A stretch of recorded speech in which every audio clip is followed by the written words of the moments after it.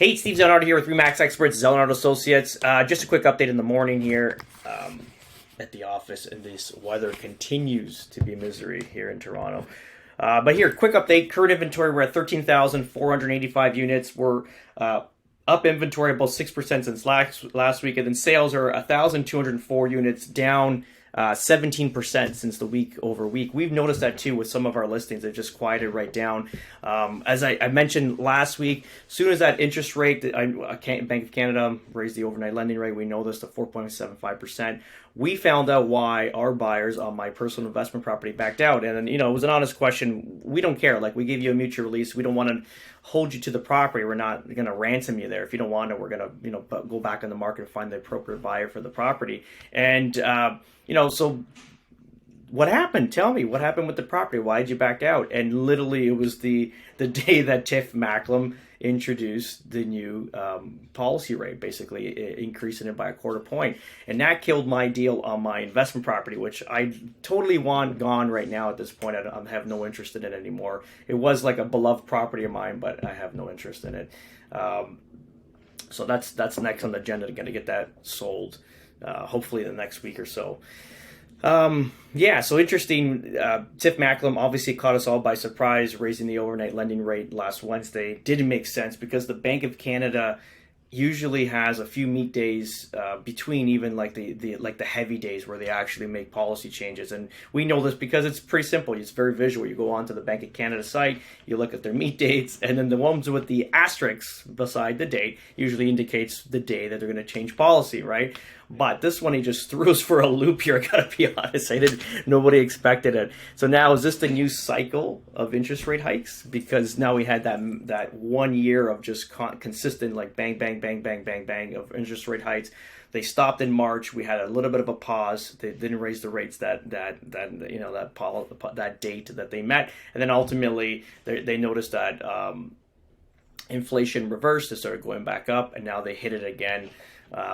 With this a quarter basis point. So this could be the new cycle. They're going to go another quarter point per meeting. Is it a half a point or is it no points? So we're going to figure that out shortly.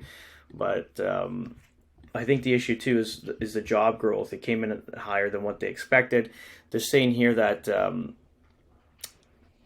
unemployment rose to 5.2% from the 5%. This is the first increase since the last August. So that's obviously in the right direction, but ultimately it's not enough to kind of make a dent. So 17,000 jobs were lost, and these jobs were basically labor. Oh, here it is. I think is it down here? They give us an idea of what was lost here. So it's labor force, it's white collar workers, like more like higher paying jobs, let's say like that. And what they're thinking is that this gap, why it doesn't show more unemployment, is because now it's summer months, people coming out of college, university, school, they're getting these part-time jobs with whatever, the service industry, or they're interning somewhere. So ultimately it's bringing the job numbers back up, but these are part-time and these are jobs, obviously they're not going to pose a dent in the economy or help it out, let's just say that. So there's a little bit of a confusion here with these numbers, to be honest. What's interesting to me, and we totally just didn't look at it regarding inflation right now. Think about it.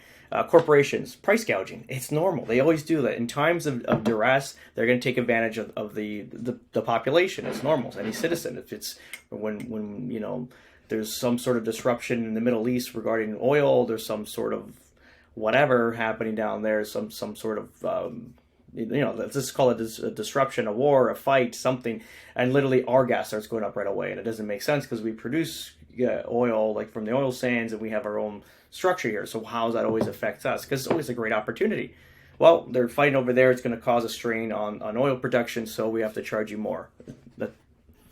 It's logic, but they take advantage of it. A lot of times, I'm sure it's avoidable. But who's gonna step in there and make things right? Can't be any of us, that's for sure. But here, let's have a read of this article. So Bank of Canada now eyeing corporate pricing behavior in the inflation. Not sure what this lady's going to do with that pillow. Hopefully it's friendly and not trying to get a deep sleep there. Sorry about that visual. So This is pretty interesting. So more than a year into the interest rate hiking cycle, the Bank of Canada has set its sights on corporate pricing behavior. This is huge. So CPB, let's call it, didn't even realize this was a thing, but now they're starting to look into it. So it says here, in its battle with inflation, a shift economists say is noteworthy, though it's not yet clear now how the bank is viewing the role of corporate profits in today's evaluated consumer prices. So basically what they're going to start looking at is, okay, great. So you're charging X amount of dollars for eggs, right? Because you're saying this is disruption, this is cost of inflation, cost of doing business, but then your profit margins are massive because they have to report their taxes and their profit and losses rather. So ultimately, if they're making huge profits, clearly they're full of shit and they're price gouging, the Canadian population, even the American population by the center, all the world, right?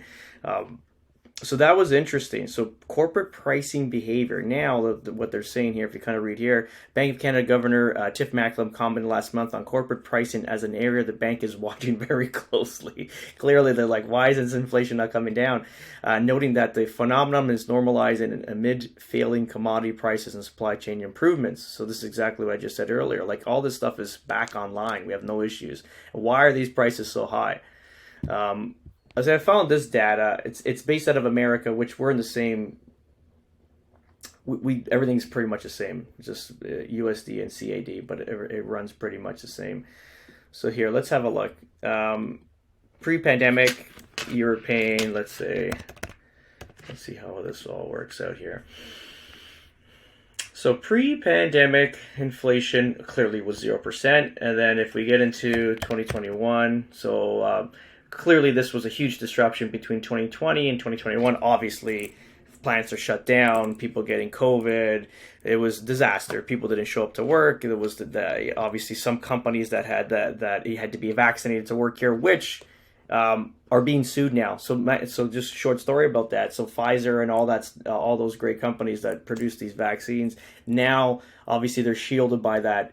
Government policy that if there's any harm or damage to anybody that got the vaccine, they're not obliged to be under watch. So now any of the companies that enforce vaccinations during this period now can be sued by, let's just say if there's some sort of injury due to vaccinations. They said a lot of people were having strokes and blood clots and stuff like that. So now corporations can now be sued by the person that was pushed into getting a vaccination. So just short story there. This happened recently in that news. But anyway, let's go back into this. So clearly between 2020 and 2021, we had an inflation of 5%, which was okay considering the whole world was shut down, right? So let's just change these numbers to 21 and 22. So this was the year of the biggest inflation, 22 naturally. So we had 32% jump. Clearly, this was okay because of what was happening. I was watching in Bolton, to be honest, 2022, literally on Highway 50 and Mayfield, they were stacking containers, like just insane amount of containers, those sea cans. It looked like a scene from Ready Player One. It looked like villages. I've never seen so many sea cans stacked. But it doesn't make sense because there was a shortage on importation with containers. So I'm not sure if they were kind of putting them aside to keep the inflation up, or just they couldn't sell them because they were selling them for so much, like a Voyage and stuff like that. So they're starting to egress now. You're starting to leave. I'm starting to see now. But let's look at 2022 over to 2023. This is obviously an up and down section. See how it went down to 23%. So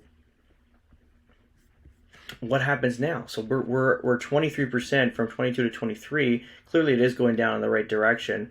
But let's see what the cost is difference from pre-pandemic to post.